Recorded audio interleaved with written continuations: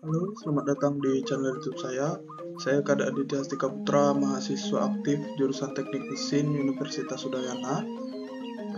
Pada kesempatan kali ini, saya membuat video yang bertujuan untuk yang pertama, memenuhi nilai tugas mata kuliah proses produksi yang diampu sendiri oleh Profesor Dr. Cokorda Gede Tirta Nindya STMT. Lalu yang kedua, untuk mengedukasi yang menonton video ini mengenai machining process. Baik, pada video kali ini saya akan membahas machining process, yang dimana saya membuat video ini menggunakan referensi Handbook of Manufacturing Process, yang dimana di dalamnya terdapat How Products, Components, and Materials are Made, yang ditulis sendiri oleh James G. Burala. Baik, kita masuk ke chapter 3, dimana di chapter 3 ada bab 1. Bab 1 ada bagiannya. Bagian A ada Lathe and Outer Turning Operation, dimana bagian A1 ada Lathe Operation General Description. Nah, jadi di dalam A1 ini adalah terdapat bagaimana proses pembubutan dan apa itu mesin bubut. Nah, jadi mesin bubut di sini adalah mesin yang digunakan, bisa dibilang untuk memotong. Bisa untuk bagian luar ataupun dalam benda kerja. Di sini benda kerja yang digunakan adalah benda kerja yang bentuk silinder atau tabung, yang dimana benda kerja tersebut dijepit, dicap. Nah, lalu benda kerja tersebut berputar, lalu ada pahat, dimana pahat tersebut yang berfungsi untuk pemotong atau pembubut dari besi tersebut. Di sini saya sudah menyertakan videonya. Mungkin di sini video ini untuk memberikan contoh atau bayangan bagaimana mesin bubut tersebut berfungsi.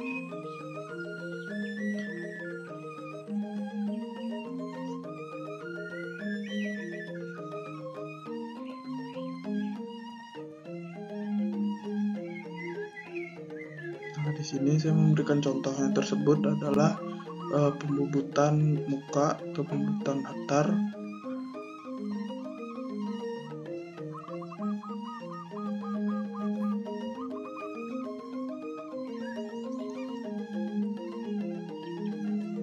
Di situ terjadi pemakanan hingga panjang atau diameter yang diinginkan. Baik, selanjutnya pada bagian A1A ada turning.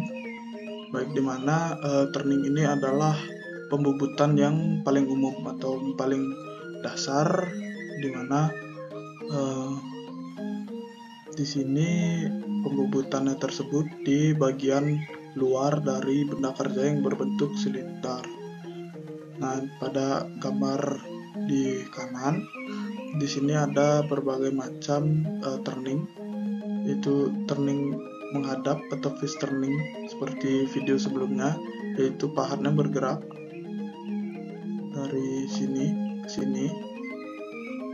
Lalu ada belok lurus, jadi pahat bergerak, benda kerja tetap berputar, pahat bergerak mendekati cap, artinya ke arah kiri dari benda kerja.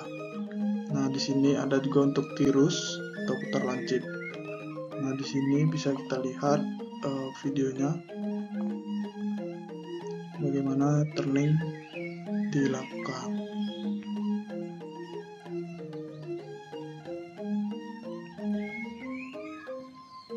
Nah, pada videonya ada turning yang lurus.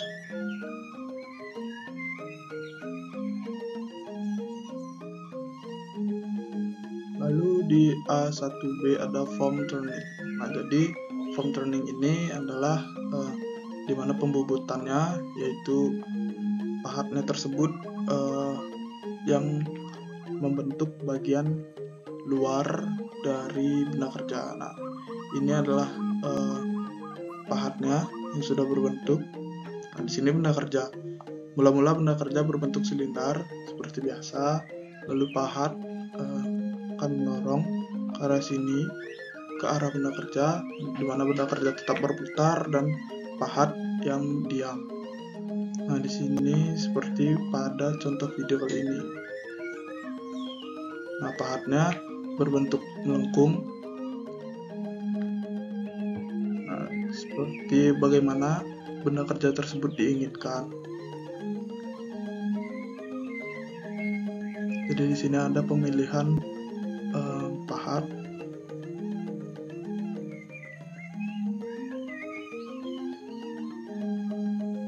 Nah, ada juga bentuknya yang seperti pada video.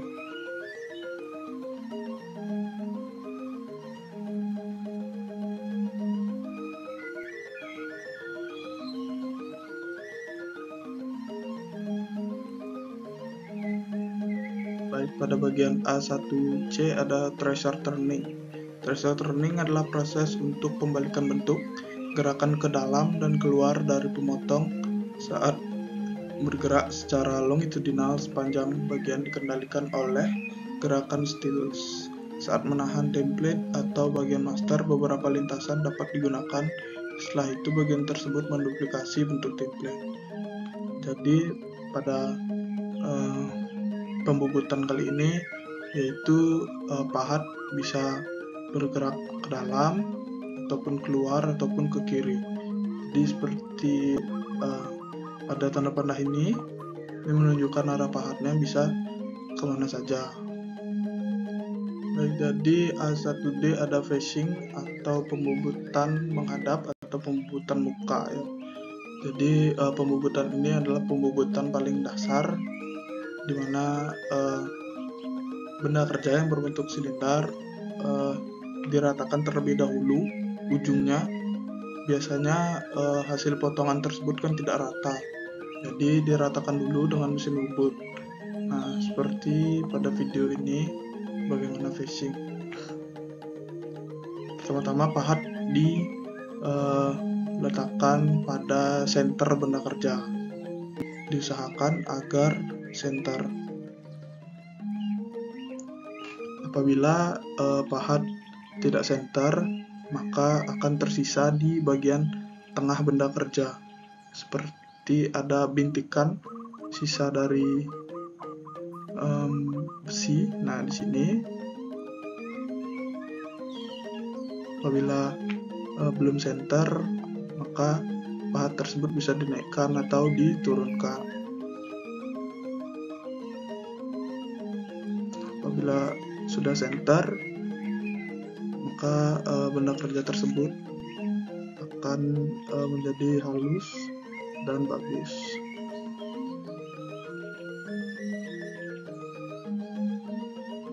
Nah, seperti video sangat terlihat perbedaannya sebelum dilakukan pembubutan facing. Nah, itu ada bagian tengahnya ada sisa karena pahat tersebut belum center benda kerja.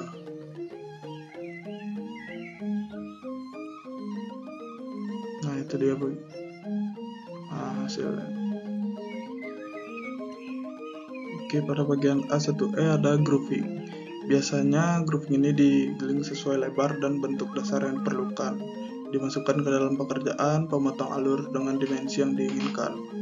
Grooves dapat dipotong menjadi permukaan eksternal atau internal yang dapat dijangkau oleh alat pemotong tersebut. Jadi pada grooves ini grooving. Nah, di sini ada pahat groove, yang dimana pahat groove ini berfungsi untuk memperkecil bagian diameter yang semulanya seperti pada gambar diameter segini, dia akan diperkecil oleh pahat grooving. Di sini pahat grooving juga agak lebar seperti pada foto. Oke, pada bagian A1F ada knurling. Nah, knurling ini dalam bahasa Indonesianya adalah kartel. Jadi fungsi kartel di sini adalah untuk memberikan permukaan benda kerja yang bagaimana permukaannya tersebut kasar dan gaya geseknya tersebut lebih tinggi. Biasanya digunakan untuk seperti gagang palu ataupun seperti digunakan untuk ya bisa dibilang sebagai pegangan dari suatu benda. Nah, pegangan yang tersebut di knurling atau di kartal. Nah, pada video kali ini ada proses knurling. Di sini knurling ini ada berbagai motif sesuai dengan pahat kartal yang digunakan. Pertama, pahat kartal di sini didorong ke benda kerja yang berputar. Sini benda kerja sudah dijepit dengan cap dan juga ditahan oleh kepala lepas dari mesin bubut. Ditekan dan pahat knurling digeser sedikit demi sedikit.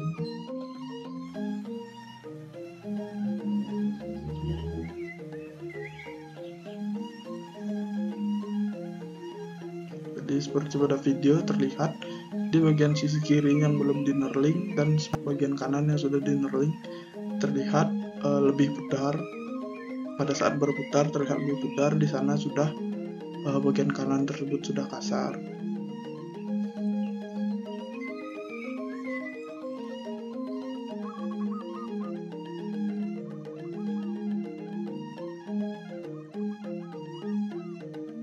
Oke, jadi motif knurling tersebut seperti ini.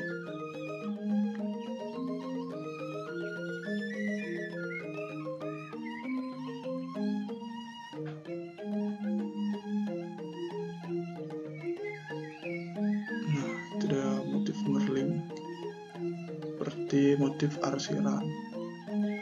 Baik, selanjutnya bagian A1G ada cutting off atau parting, di mana cutting off ini adalah proses pemotongan pada mesin bubut.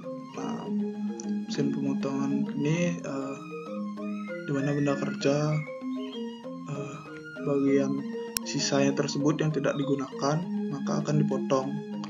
Nah, pada mesin bubut bagaimanakah prosesnya? Nah, di sini saya sudah menyertakan videonya.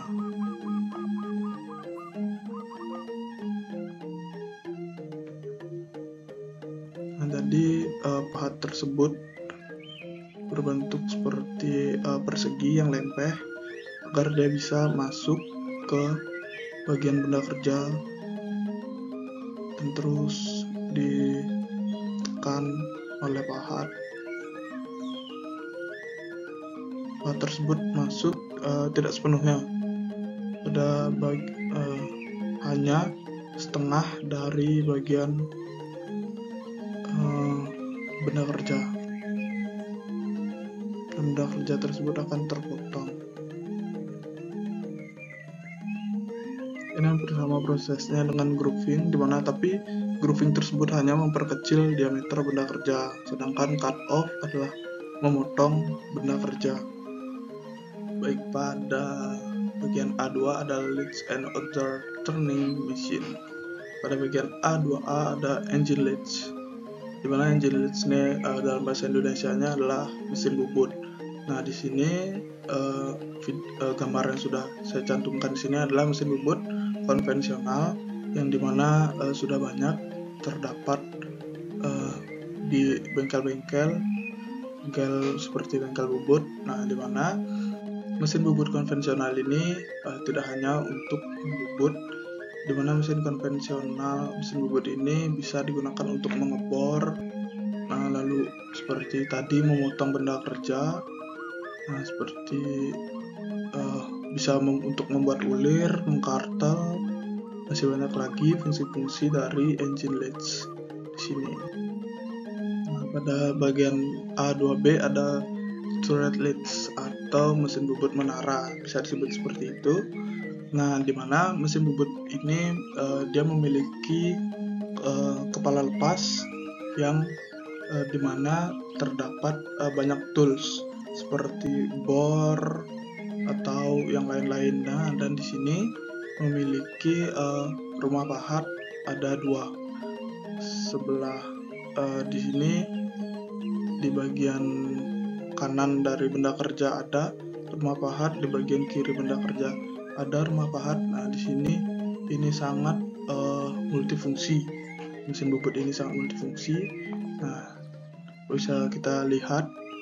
Nah, dalam kepala pas ini banyak sekali ada tools dimana bisa untuk mengebor, kemudian bor diameter kecil, bor diameter besar.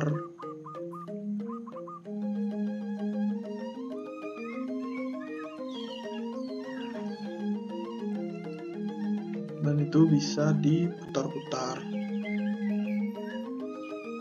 sesuai dengan tools yang kita perlukan.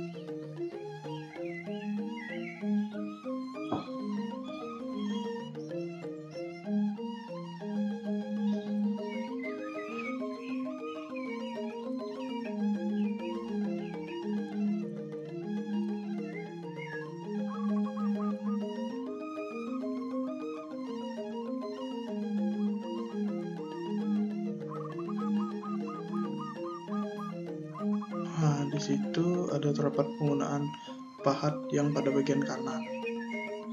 Di sini pahat yang digunakan pada bagian kanan dan kiri tentu saja berbeda fungsinya. Di sini pahat bagian kiri yang akan bekerja.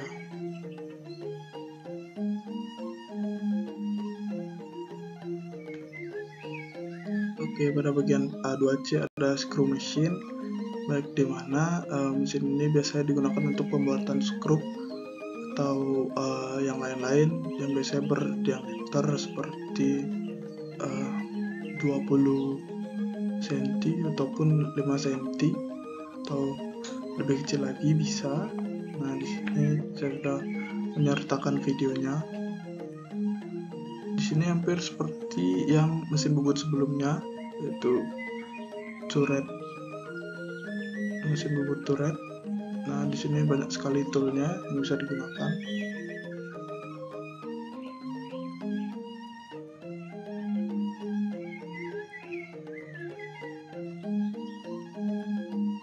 Di sini tentu lebih banyak lagi tools yang bisa digunakan, seperti tempat bornya ada di atas benda kerja.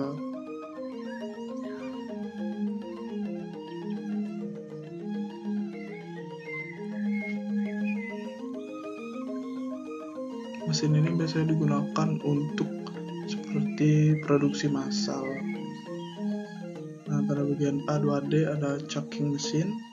Chucking mesin adalah mesin bubut otomatis yang dirancang untuk operasi pada pengecoran, penempaan, dan bagian lain, bukan pada stok batang. Mekanisme dan fitur lainnya mirip dengan mesin skrup kecuali untuk pengumpanan per sistem. Rahang cak khusus biasanya harus dibuat untuk menahan benda kerja jika bentuknya sama sekali tidak beraturan. Sebagian besar mesin chucking adalah spindle tunggal, tetapi mesin spindle ganda juga banyak digunakan. Oke, kita masuk masih di chapter 3 di bab 1B. Ada round hole making methods. Pada bab B ada bagiannya di B1 ada drilling. Drilling atau pengeboran adalah alat yang paling umum untuk mengebor. Bor putar adalah batang dengan seruling helix dan 2 atau lebih ujung potong di ujungnya. Itu diputar tendangnya sehumbu dan dimasukkan secara aksial ke dalam benda kerja. Saat maju itu menghasilkan atau memperbesar lubang bundar di benda kerja. Nah, proses drilling ini seperti sudah biasa umumnya, yaitu proses pengeboran, dan dimana kita membuat lubang pada benda kerja yang belum lubang, atau kita memperbesar lubang pada benda kerja yang sudah terdapat lubangnya gitu. Oke, di bagian B2 ada contour boring. Nah, pada bagian pengeboran kali ini adalah yang bertujuan untuk, nah seperti ini, agar misalkan ini adalah baut. Apabila tidak dibor bagian sini, kepala baut tersebut akan menonjol di permukaan. Nah, jadi fungsi konser boring ini adalah sebagai tempat untuk seperti kepala baut di sini agar tidak menonjol. Nah, jadi pahatnya berbentuk seperti ini, pahatnya berbentuk seperti itu. Lalu dia akan mengebor bagian benda kerja, yang dimana yang dibor adalah di bagian sini saja oleh konser boring. Oke, jadi bisa kita lihat di videonya bagaimana konser boring. Yang sebelumnya ini sudah terdapat lubangnya. Nah, pada bagian atasnya dilubangi sebagai tempat kepala baut biasanya.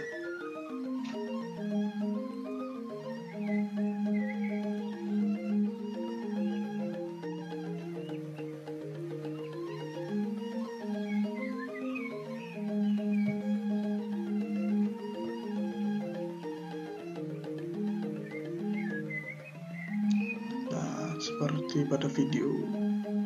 Pada bagian B3 ada countersinking. Nah, countersinking ini beda tipis dengan counter boring sebelumnya, seperti pada namanya counter boring dan countersinking.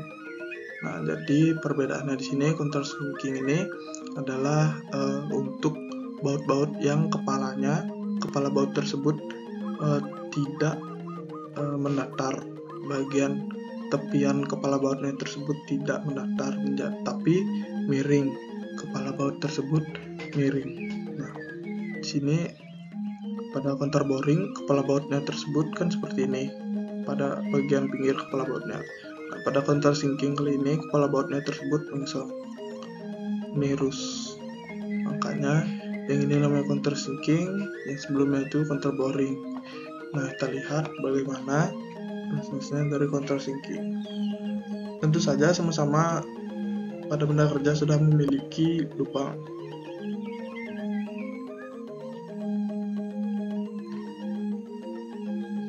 Nah,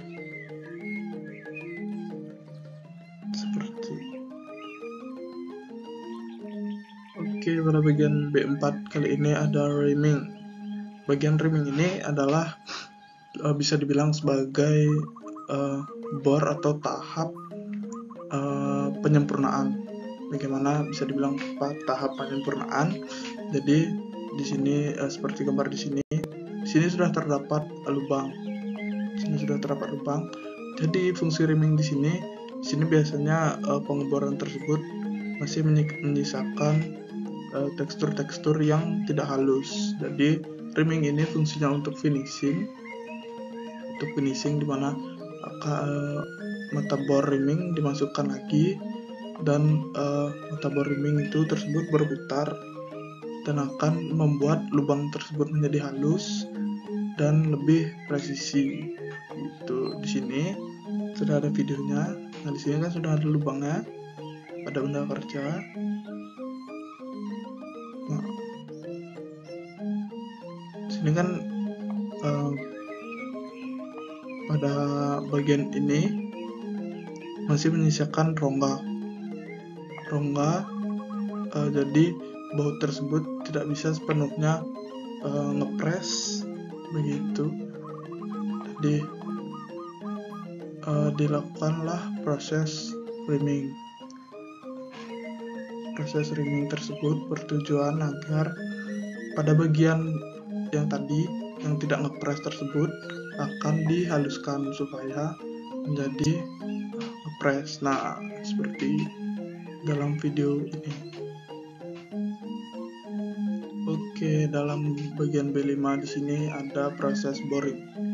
Proses boring ini adalah dimana yang didefinisikan dengan memperbesar lubang.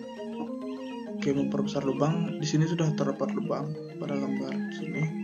Nah, dan tugas boring ini adalah di sini ada pahat part ini akan terus mengikis bagian dalam dari lubang tersebut, dan lubang tersebut menjadi lebih besar, lubangnya menjadi lebih besar. Nah, itulah yang dimaksud proses boring. Nah, di sini ada videonya bagaimana proses boring.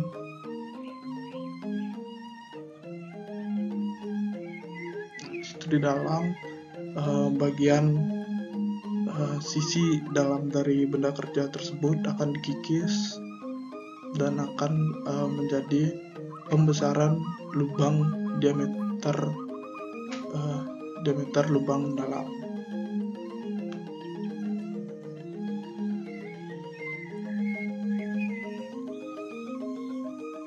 Oke, pada bagian B6 di sini ada gun drilling. Itu dimana pengeboran ini bisa didefinisikan seperti pengebor senjata. Itu dimana di sini toolsnya tersebut panjang dan diberikan penyangga-penyangga. Nah, di sini dalam video, penyangga mata bor tersebut dibuka, lalu dimasukkanlah mata bor dari gun drilling. Biasanya gun drilling ini digunakan untuk pengeboran yang lumayan panjang. Ada benda kerja yang lumayan panjang, yang dimana dibutuhkan juga mata bor yang panjang. Biasanya di sini pengeborannya diameter kecil. Nah, kenapa harus menggunakan mesin? Apabila dia tidak menggunakan mesin atau secara manual, mata bor tersebut tidak akan stabil.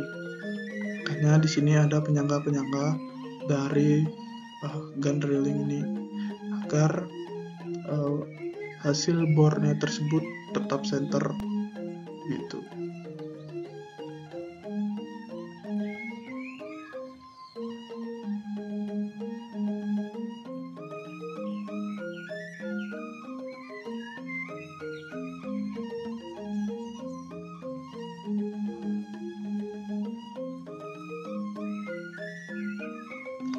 Juga digunakan cooler agar prosesnya tidak panas.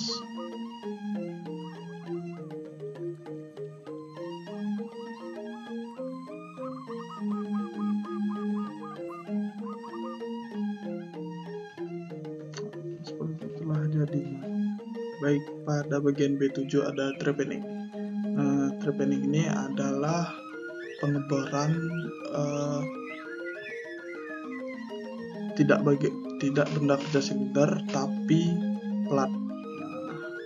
Plat di sini memiliki bisa ketebalan tertentu sesuai dengan keinginan. Jadi di sini tentu saja toolsnya yang bergerak, di mana dia akan menekan plat tersebut hingga berlubang. Seperti pada video ini, tools tersebut terus menekan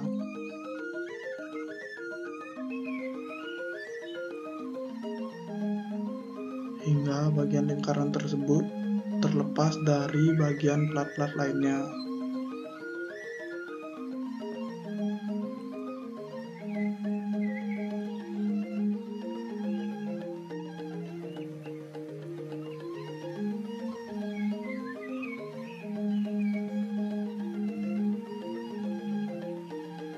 Nah, sudah terlepas. Itulah proses trepanning. Baik, pada bagian B8 ada multiple spindle drilling. Nah, multiple spindle drilling ini apabila dilihat dari gambarnya sebenarnya sudah jelas bagaimana. Jadi apabila ingin melubangi seperti pada gambar ada 7 mata bor, ingin mengebor sekaligus, bisa menggunakan multiple spindle drilling ini. Nah, di sini sudah ada videonya, di mana mata bor di sini bersama-samaan mengebor misalnya plat atau lempengan besi yang dengan adibor.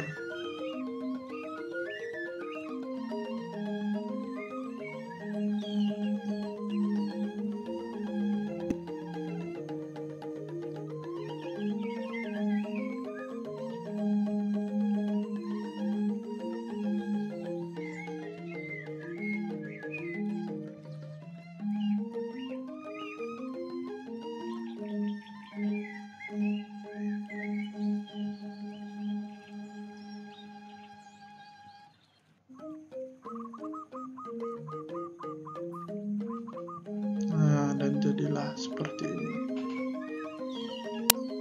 Baik, kita masih di chapter 3 pada bab 1, kali ini di bab C. Ada grinding and abrasive machining. Nah, pada bagian C1 ini ada cylindrical grinding. Nah, apa sih cylindrical grinding ini? Nah, jadi cylindrical grinding ini adalah dimana benda kerja berputar dan benda kerja di sini akan menyentuh bagian gerinda, yang dimana mata gerinda tersebut akan memperhalus permukaan kerja. Nah, seperti pada video ini, dimana di sini benda kerja ini berputar dan dia akan terus menggesek mata gerinda.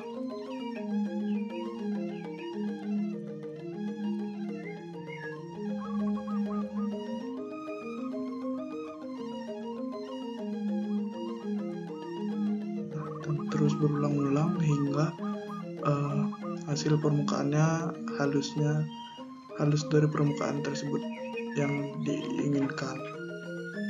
Baik, pada bagian C2 ada internal grinding. Internal grinding ini adalah menggerinda atau memperhalus bagian dalam benda kerja silinder. Nah, proses ini hampir sama dengan boring, tetapi boring tadi memperbesar lubang yang dimana menggunakan pahat. Nah, sedangkan internal grinding ini adalah memperhalus bagian dalam benda kerja. Nah, lihat dari video ini.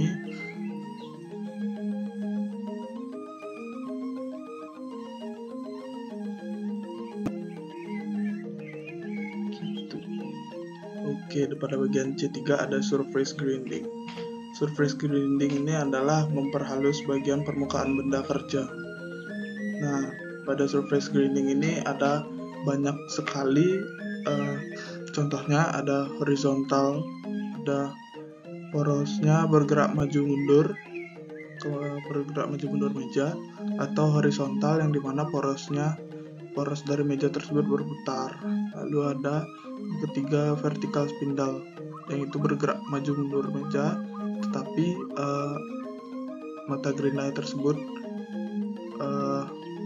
memutar seperti ini, tapi dia menekan ke bawah. Lalu ada vertical spindle meja putar. Di sini keduanya sama-sama berputar. Ada horizontal poros disc tunggal. Lalu ada vertical spindle kepala putar. Ini saya menyertakan videonya seperti ini adalah contoh horizontal yang dimana porosnya bergerak maju mundur.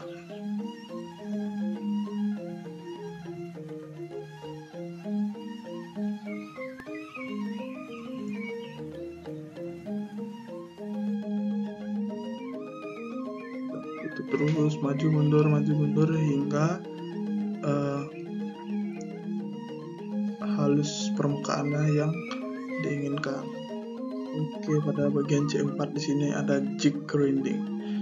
Nah, jig grinding ini hampir sama dengan internal grinding, sama-sama memperhalus bagian dalam lubang. Namun pada jig grinding ini grindingnya tersebut berposisi vertikal, sedangkan internal grinding tersebut horizontal. Ya, pada lihat pada video ini. Nah, di sini perbedaannya jig grinding dengan internal grinding ini adalah, di sini adalah grindingnya yang berputar, mengikuti diameter dari benda kerja, sedangkan internal tersebut ada benda kerjanya yang berputar. Oke, pada bagian C5 ada low stress grinding.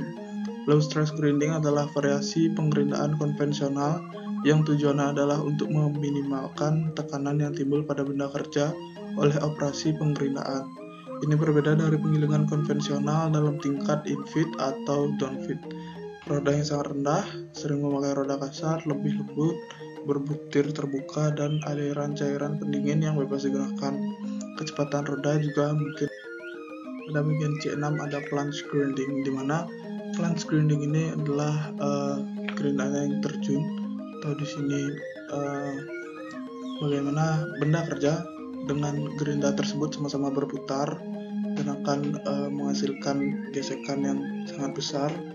Dan ciri khas dari plunge grinding ini adalah menggunakan cooler yang banyak. Nah, seperti pada video ini, mohon maaf apabila videonya getar dan kurang bagus. Saya ambil dari YouTube. Nah, seperti itulah prosesnya dari plunge grinding. Oke, ditch grinding. Ditch grinding ini adalah sebuah benda kerja diletakkan di cetakan yang dimana cetakan tersebut sudah diatur tebalnya. Jadi benda kerja tersebut awalnya melebihi dari cetakan tersebut, dan pada bagian dalamnya tersebut ada mesin gerindanya yang akan menggerinda bagian benda kerja yang melebihi cetakan tersebut. Nah, seperti video ini dimasukkan benda kerjanya.